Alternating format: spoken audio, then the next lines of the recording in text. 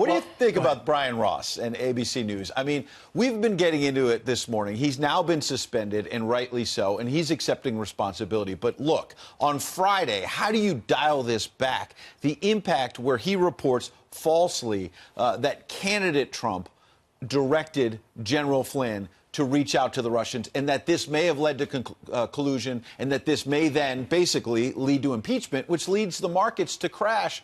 They correct it after the markets have closed and after the media narrative, Governor, has been set.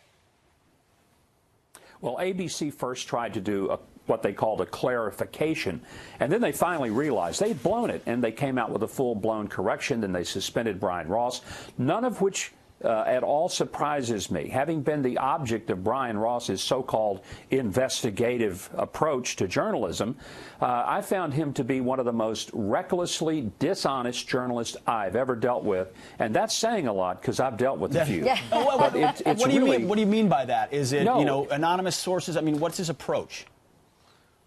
Well, his approach is that he has a story that he wants to prove, and then he goes about and he just makes up some stuff, and then he gets sources that are, for the most part, impeachable sources, and then he puts together, and then he does an ambush interview where he just continues to hammer you after the same question over and over.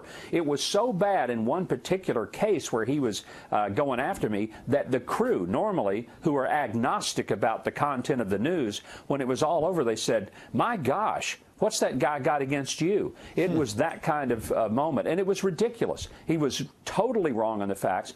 This has been the same Brian Ross that tried to attach the Aurora, Colorado shooter to the Tea Party. Totally unfounded. I mean, I think Brian Ross has been unmasked as a person who has his own agenda, but it's not truth.